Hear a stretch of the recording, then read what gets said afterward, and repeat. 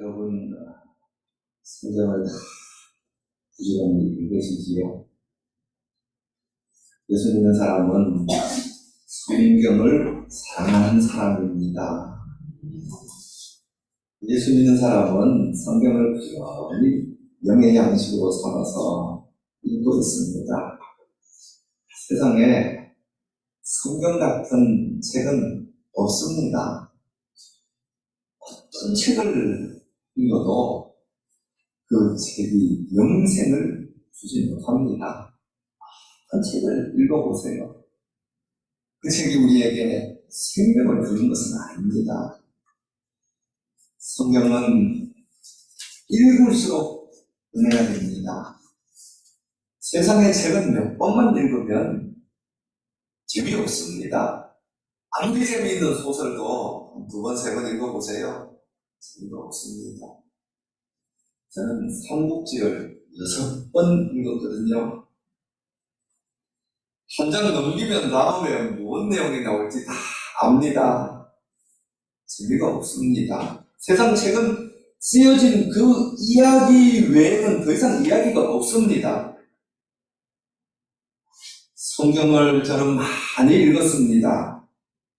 넘기면 무슨 내용이 나올지 물론 다 압니다.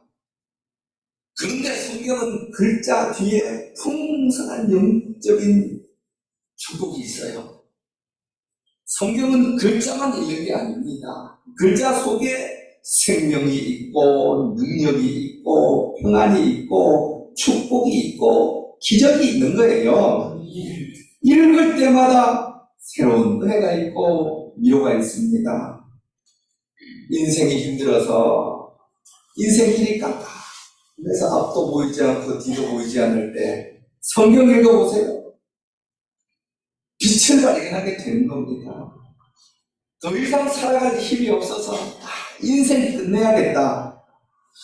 그런 절망에 있나요? 성경을 읽어보세요. 하나님의 능력의 손이 임하게 되고 내 무릎에 힘이 생기는 거예요.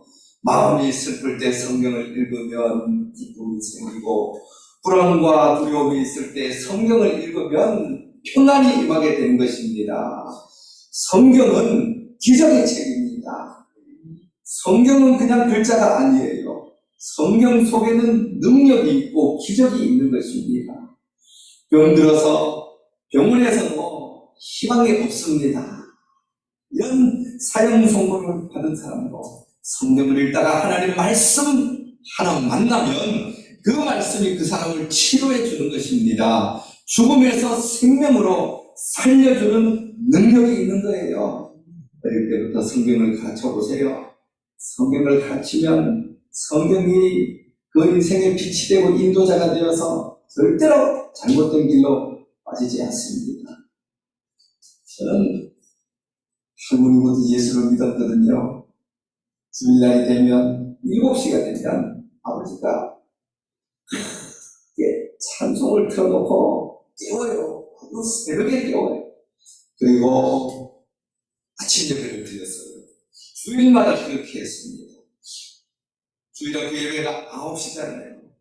걸어서 30분씩 넘어서 가야 되는 교회 가면 선생님 한 분이 꼭 빨리 와 있어요. 한 서너 명, 여덟 명 앉아있으면 그때 신 성경 이야기를 들려줬습니다. 요셉 이야기, 모세 이야기, 다니엘 이야기, 엘리야 이야기.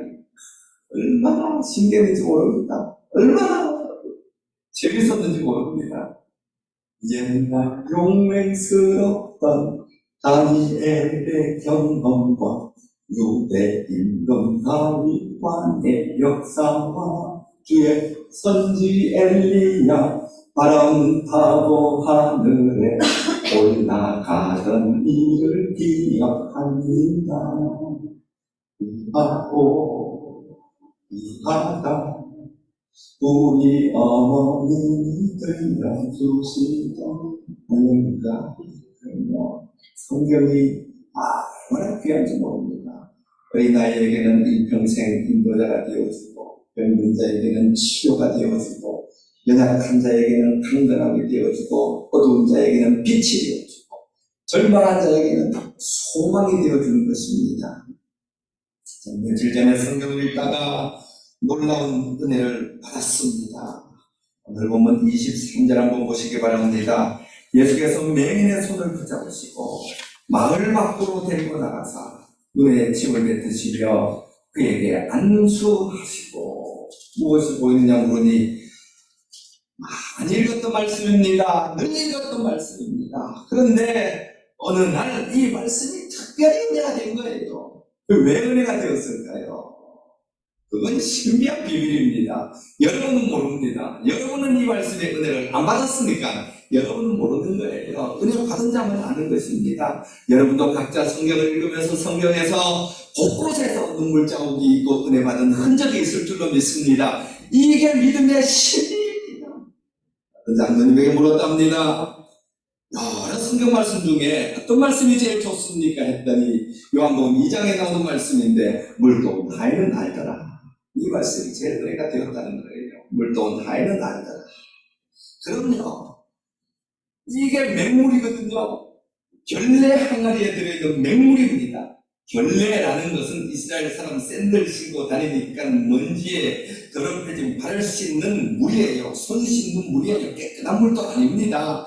그건 적당히 더러운 물입니다. 그 물을 떠서 연회장에 갖다 주라고 예수님이 말씀해서 그 물을 떠서 하인이 가지고 가는데 연회장이 받아서 마셔보니까 연회를 수없이 주간에 받는 연회장이지만 이렇게 맛있는 포도주는 먹어본 적이 없습니다. 이것이 어디에서 났느냐? 처음 것보다 훨씬 낫구나.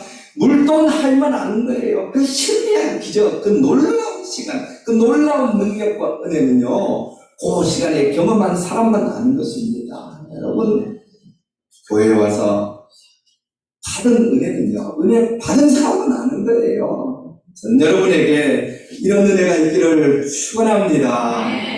신비한 은혜, 예수 믿는 기쁨, 성령 받은 놀라운 능력, 이런 거는요, 경험을 해야 돼요.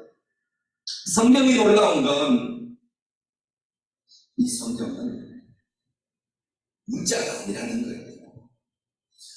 모든 책은요, 가르침입니다. 모든 종교는 가르침이에요. 그래서 종교라고 말하잖아요. 어떤 종, 가르침교, 어떤 된 가르침. 사실 기독교는 종교가 아니에요. 기독교는 만나는 거예요. 누구를 만나요? 성경에서 예수를 만나는 것입니다. 요한복음 5장 39절에 말씀합니다. 너희가 성경에서 영생을 얻을 줄 알고 열심히 성경을 읽거니와 이 성경이 나에 대해서 말한 것이니라. 성경의 모든 말씀은 예수님에 대한 기록입니다. 성경에서 예수님을 만나는 겁니다. 성경은요, 인격과 인격을 만나게 해주는 책입니다. 진짜 아는 것은요, 만나서 아는 것입니다.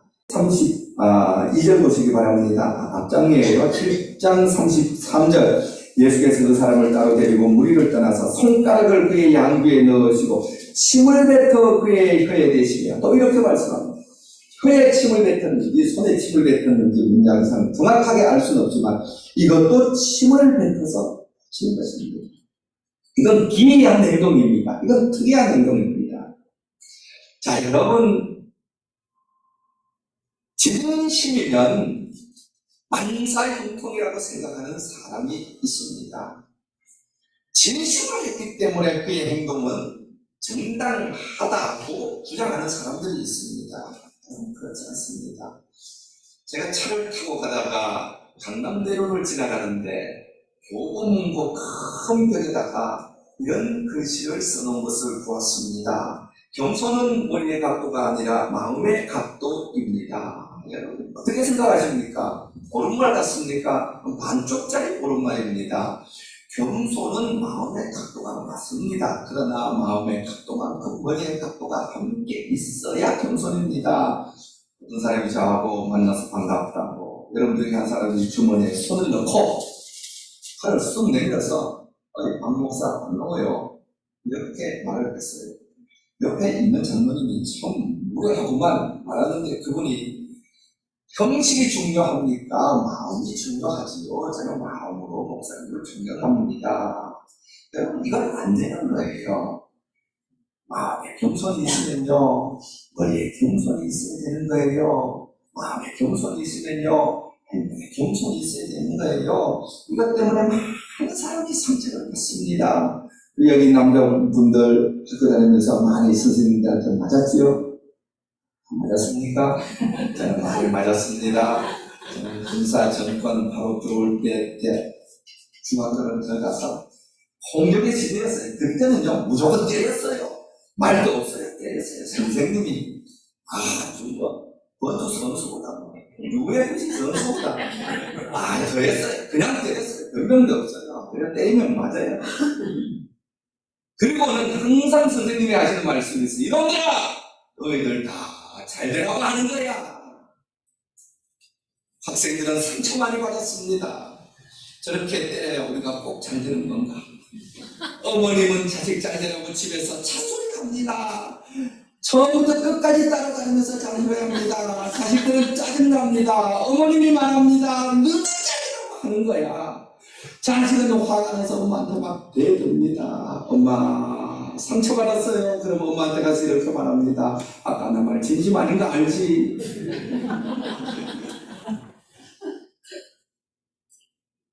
사랑하지요. 잘되기를 원하지요. 진심이 있다고 해서 모든 행동이 정당화되는 게 아니에요. 예수님은 병 고치는데 진심이었습니다. 예수님은 병자를 그냥 지나친 적이 없습니다. 병자를 불쌍히 여기셨고 병자를 마음에 담아두셨고 안수하셨고 명령하셨고 꾸짖었고 모든 병자를 간 곳마다 다 치료했습니다. 그런데 오늘 이 병자를 치료할 때는요 대중들 앞에서 치료하지 않고 따로 데리고 가서 치료하는 것입니다. 예수님께서 특별한 방법을 사용하시고 기이한 방법을 사용을 하십니다.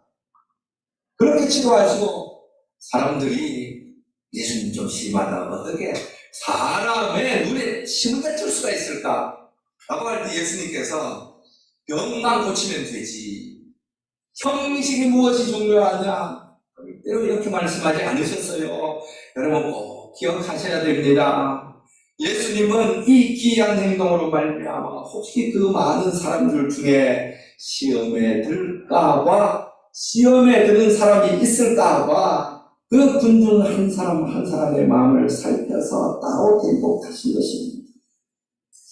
7장 33절도 따로 데리고 무리를 떠나서 가라고 했고 8장 23절 오늘 본문에도 손을 붙잡으시고 마을 밖으로 데리고 나가셨다라고 말씀을 하고 있습니다.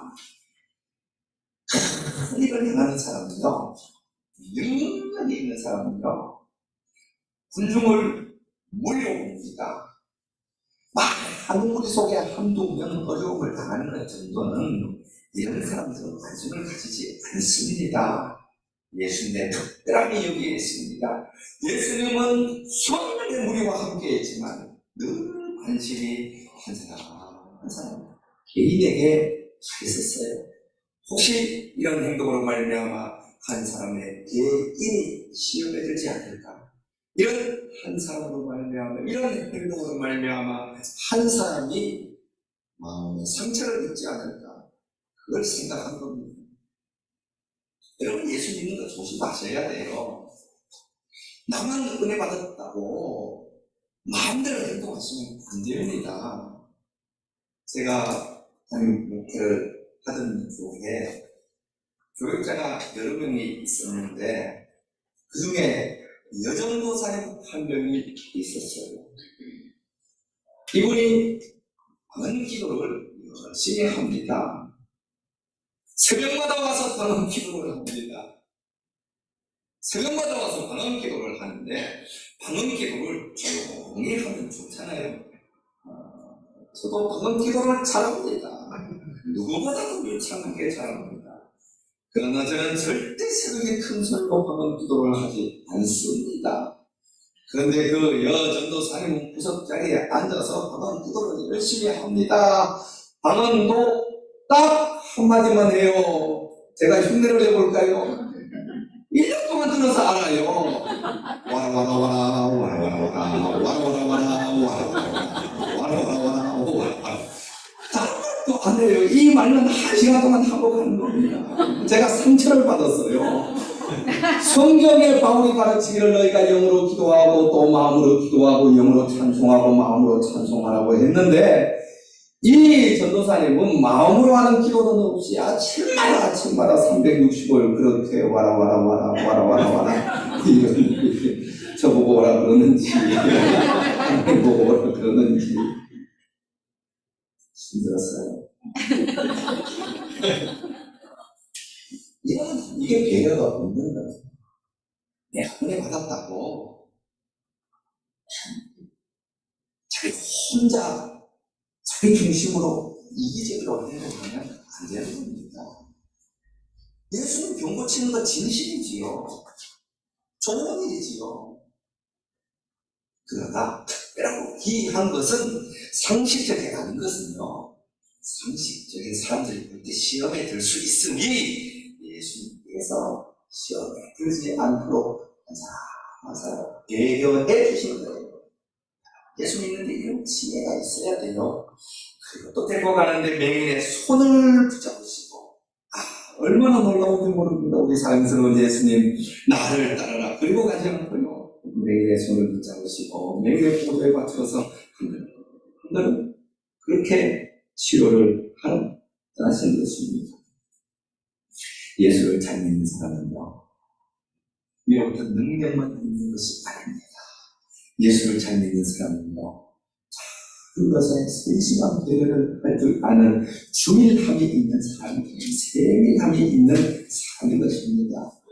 그렇다고 해서 개인적으로 예수를 믿지는 마시기 바랍니다. 저는 어떤 목사님의 글을 읽다가 참 여러분 이런 오류에 빠지지는 마세요. 옛날에 하나님께 능력을 달라고 기도했습니다. 능력을 주세요. 능력을 주세요. 능력을 달라고 기도했는데 하나님이 능력을 안 주셔서 왜 하나님이 능력을 안 주실까 고민에 빠졌습니다. 그러다가 깨달았습니다. 능력보다 중요한 것은 예수님을 닮는 것이라는 것을 깨달았습니다. 여기서 놓았더라고요. 아멘 하신 거 좋습니다만 저는 아멘 한 말은 아닙니다. 예수님은 능력이 있었어요. 그리고 예수님의 성품도 가지고 있었습니다. 하나님은 기도하면 응답을 해 주십니다. 능력을 달라고 기도합니까? 하나님 반드시 능력을 주십니다. 이소보에 보면 여우가 지나가다가 저기 높이 달린 자두를 보았습니다. 너무 먹고 싶어서 깡충깡충 뛰어서 자두나무에 올라가고 싶었는데 아무리 해도 자두나무에 올라갈 수가 없어서 흥 하면서 지나갔습니다. 연말을 남기고 지나갔습니다. 저 자두는 너무 쉬어서 먹을 수가 없어. 그리고 지나갔습니다. 자두가 싫까요? 먹어보았어요. 자두가 달 수도 있지요. 내가 못 가진 것에 대해서 부정적인 평가를 내리는 것, 이것이 퇴행적으로 예수를 믿는 것입니다. 저는 여러분 모두 하나님의 능력을 받기를 축원합니다. 하나님의 은혜를 경험하기를 축원합니다. 더불어 예수님의 성품도 닮아가기를 축원합니다. 이것도 하고 저것도 버리지 마세요. 가난한 사람은 부자 보고 가난한 사람, 없는 사람 착취해서 부자된 나쁜 놈들이라고 말합니다. 부자는 가난한 사람도 없고 게을러 터진 것들, 게으르니까 평생 가난하게 살지 이렇게 하고 말합니다. 여러분 예수 이렇게 믿으시면 안 됩니다. 부자를 보세요. 나는 예수 잘 믿어 저렇게 부자처럼 복 받게 해주세요라고 기도하세요. 가난한 사람 보세요. 내가 아무것도 아닌데 하나님 내게 복을 주셨으니 교만하지 않게 하시고 제 마음이 저 가난한 자와 함께 있게 하옵소서. 이렇게 기도하세요. 예수는 이렇게 믿어야 되는 것입니다. 오른쪽으로도 긍정적으로 믿고 왼쪽으로도 긍정적으로 믿으셔야 합니다. 제가 목회하던 교회 여집사님 한 분이 심장병이 걸렸습니다. 심장 검사를 하고 내일 수술을 해야 돼서 제가 경희대학교 병원에 신방을 갔습니다. 그 남편 집사님이 목사님 수술하기 전에 꼭 오셔서 기도를 해주시기 바랍니다. 부탁을 해서 당연히 가야죠. 그리고 갔습니다. 갔더니 임병실에 가족들이 다 앉아 있습니다. 많이 앉아 있어요. 그런데 거기에 특별히 보이는 사람이 한 분 있었습니다. 경희대학교 대학병원 내과 과장인데 의사복을 또 입고 있더라고요. 내과 과장. 안녕하십니까? 그랬더니 그 남편 되는 할아버지 집사님이 제 성입니다 이러는 거예요. 그래서 병세가 어떻습니까? 내일 수술을 해야 될 만큼 좋지 않습니다. 그래서 아들도 앉아있고 사위도 앉아있고 딸도 앉아있고 뭐 손자도 앉아있고 다 앉아있었습니다. 목사가 갔으니 기도해야 될 것 아닙니까? 수술 잘 받도록 기도해 주는 것도 좋지만 치료하는 능력이 하나님께 있으니 저는 치유 기도를 열심히 하거든요. 하나님께서 고쳐달라는 기도를 하는 것이 목사의 첫째 사명이겠다 생각을 하고 기도를 하려고 그러는데 의사 선생님이 눈을 땡그랗게 뜨고 저를 막 째려보는 거예요. 반짝반짝하는 눈으로 저를 쳐다보니 믿음이 들어올 때는 목구멍까지 있었는데 믿음이 어디 간지 믿음 흔적을 찾아볼 수 없을 만큼 기가 죽었어요. 어떡하지? 목사가 믿음이 충만해요. 병이 나았다 말까는데 이거 예과 과장 선생님이 저렇게 나를 노려보고 있으니 어떻게 해야 되냐? 그래도 성경에 믿는 자에게는 이런 표적이 따르리니 병든 자에게 손을 얹은 즉 나으리라 말씀하셨으니 내가 이름으로 기도합니다. 속으로 생각하고 그 여집사님 가슴에 손을 얹고 예수 이름으로 치료해 주시옵소서 기도하고 마지막에 사조금 붙였어요. 수술하더라도 잘 되게 해주옵소서 그랬는데 남편 집사님에게 전화가 왔어요. 목사님 왜 그러십니까? 신기한 일이 일어났습니다. 왜 그러세요? 수술을 안 해도 된다는 겁니다. 수술하고 들어가기 전에 검사를 했는데 심장병이 싹 없어져 버렸습니다. 할렐루야. 그렇게 했어요. 다음날 퇴원했어요. 제가 마음으로 생각했습니다. 하나님은 내과 과장보다 세시구나. 내과 과장이라고 해서 기죽을 필요도 없구나. 하나님의 말씀 일절에 또 거짓이 없는 분이시구나. 그런 것입니다. 기독교를 긍정적으로 믿으시기를 축원합니다. 좋은 것은 사모하세요. 좋은 것은 기도하세요. 은혜 달라고 기도하시고 은사 달라고 기도하시고 능력 달라고 기도하시고 복 달라고 기도하시기 바랍니다. 이건 성경에 정말 약속한 거예요. 너희가 믿음으로 구하면 내가 주리라고 주님께서 약속하신 것입니다. 그렇다도 내가 능력이 있고 내가 부자 되고 내가 복받고 내가 은사 받았다고 해서 그만 하면 안 됩니다. 예수님 같이 하셔야 돼요. 한 사람 살 때는 배려심이 있어야 돼요. 그리고 이 작은 일 하나를 데리고 손을 잡으시고 그 마을 밖으로 한 걸음 한 걸음 가시는 예수님의 주민함, 세무함을 여러분이 가지셔야 합니다. 내가 예수 잘 믿어 다른 사람 시험에 들게 하는 것은 나쁜 것입니다. 내가 열심히 기도해서 기도하는 옆에 사람 기도 못하게 하는 것도 좋은 일은 아닙니다. 우리는 하나님으로부터 오는 모든 좋은 것을 사모하고 받으시되 또한 예수님의 마음으로 배려와 세심함과 주의함을 가지는 그리스도의 성품을 가진 하나님의 사람들 될 수 있기를 바랍니다. 기도하겠습니다. 살아계신 하나님 아버지, 우리에게도 은혜를 주시옵소서, 능력을 주시옵소서, 은사를 주시옵소서, 믿음을 주시고 복을 주시기를 기도합니다.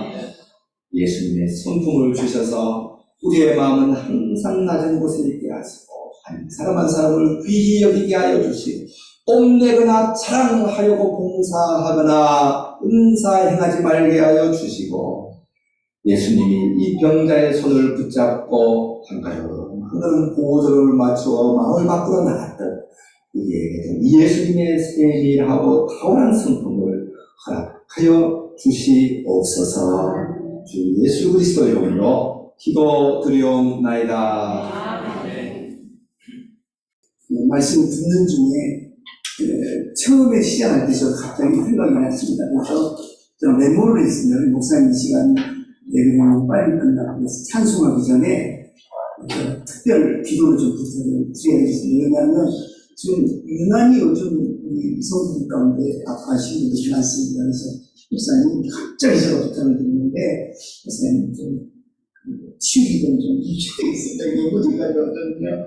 목사님 여기 오셔서 좀 해주세요. 김기현 목사님 팔수술 중에 회복 중에 계시고 김진집사님 우리 눈수술에 회복 중에 계시고 정익현 목사님 지금 좀 전에 계십니다.